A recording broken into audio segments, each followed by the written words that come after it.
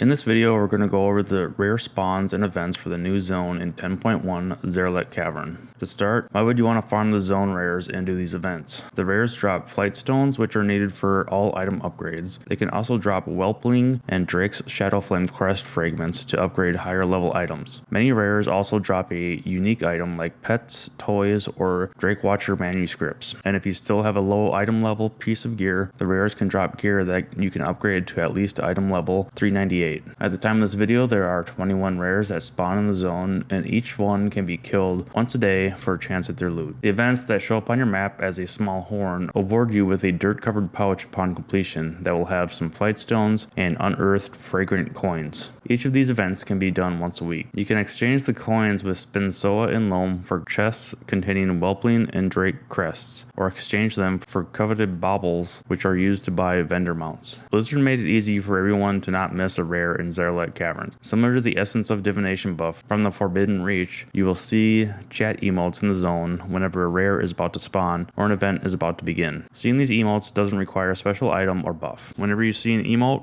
pop open your map and look for the location of the rare. If you get to a location early, you'll sometimes see a stealth Loamm scout. If you click on the scout, his buff timer will be the countdown for when the rare spawns. Some rares like Aquaphon and Alkanon will have a shield up or some mechanic that will make them unattackable for a short time to allow players time to fly to the location. For the events, I could see the emotes from anywhere in the zone, but the horn on the map didn't pop up until I was near the event. So let's get started and quickly go over each event. Starting in the north, near Aberrus, there is Hungry Hydra, Magma Claw Matriarch, and Strike the Colors events. For Hungry Hydra, there will be multiple Hydras that will spawn along the shores in the lava. You need to bring mobs to them, and once they're close enough, the Hydras will eat them and it will progress their satiation bar. They all share the same satiation bar, so you can feed any one of them to complete the event. The Magma Claw Matriarch event has you killing Magma Claws around the pool of lava and destroy offerings to disrupt the ritual. When the ritual is fully disrupted, the Magma Claw Queen will spawn. Kill her to complete the event. For Strike the Colors, simply replace Notharian's banners on the towers with Veldrak Accord banners. In the west near Zaqali Caldera, there are the events Conspiracy of Flames, Imperfect Balance, Mortar Warfare, and Seismic Ceremony. For Conspiracy of Flames, there will be 5 skulls that need to be empowered by channeling them. Mobs will spawn to distract you.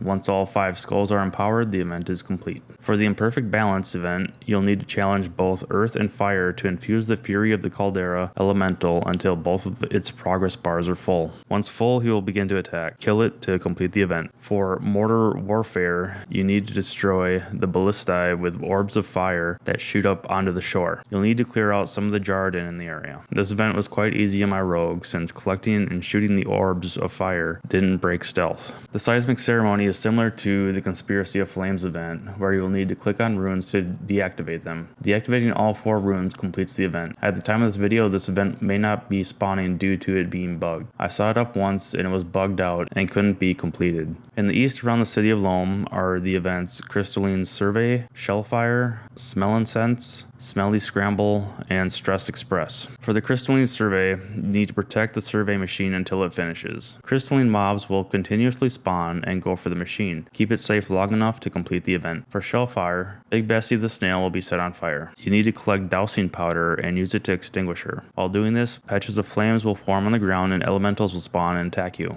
Extinguishing Bessie will complete the event. The event Smell Incense is at Deep Hollow Lake. An incense pot will be pulled around the lake, and you need to protect the pot from attackers while also gathering up bags that spawn on the ground to throw into the pot to increase the smelliness. Within Loamm itself is the event Smelly Scramble. For this event, you need to get smell bubbles to the pot to increase the smelliness. When you pick up a bubble, you won't be able to move and need to throw it closer to the pot. To make the event go faster, players can form a chain and toss the bubbles to the next person until it makes it to the pot. For Stress Express, you need to help get a cart back to Loamm. Hitting the cart will propel it forward. The event completes when the cart gets to Loamm. As with Seismic Ceremony, this event may be undergoing maintenance at the time of this video. I tried completing it a couple times on patch day, and the event never completed once the cart got to Loamm. To the southeast near Ks'Kol are the events Discordant Crystal, Monument Maintenance, and Whirling Zephyr. The Discordant Crystal event was finished so quickly I couldn't tell if there were mechanics. Destroying the large crystal completed the event, and it was destroyed fast. For monument maintenance, you have to find 3 pieces of the statue and bring them back to restore it. The arm can be found in the nearby Sundered Flame Cap. The orb is found in the water just north of the statue, and the head is up on the ledge near the door. For the Whirling Zephyr event, you need to kill primeless forces that spawn around the pylons so you can loot Hurricane Scepters. Then click on the lesser pylons to damage them with the scepters. Bring down the lesser pylons to drop the shield on the greater pylon, then destroy it. And in the south near Glimmerogg are the events Cascades Calling, Champions Challenge, and Glimmerfish Before It's Gone. For Cascades Calling, there's a pool of water with control pylons circling it. Destroying the pylons will cause Frigidus to spawn from the pool. Defeat him to complete the event. This event was likely bugged when I did it, since you can see he was grayed out for me and the kill didn't register. Seeing as how there are a few bugged events during this first week of the patch, this wouldn't be surprising. For Champions Challenge, all I did for this one is click on the weights to lift them until the event was finished. For Glimmerfish Before It's Gone, a giant glimmerfish will spawn in the pool and slowly make its way down the river. Attacking it causes scales to fall off. Once 50 scales are collected, the event is complete. Now for the list of rare spawns. I won't be going through the mechanics of each rare, since after having killed each one of these rares a few times, I didn't find one that had a particular mechanic that was unique. If you can avoid swirlies and not stand on the fire, then all of these rares should be no problem. So I'll just break down the list by areas and which rares can be found there. Starting in the north again, we have Colossian, who spawns in the center of a big arena looking area.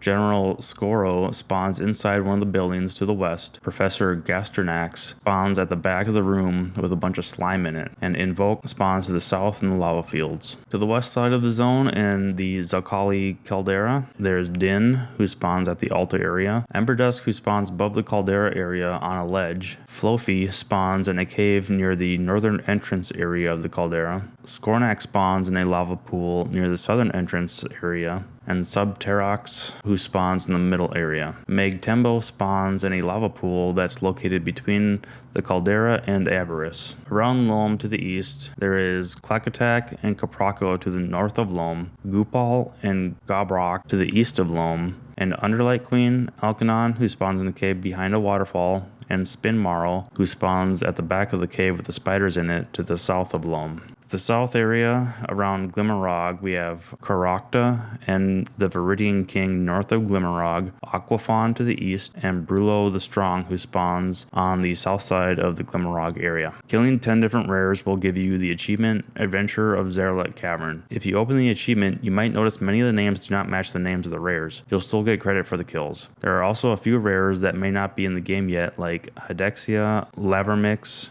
and Shadowforge Mole Machine. It's possible they are still on the bug list and will show up at a later time. But that's all for this video. If you want to see more content for Zaralek Cavern and World of Warcraft in general, then go ahead and subscribe. Until next time, take care.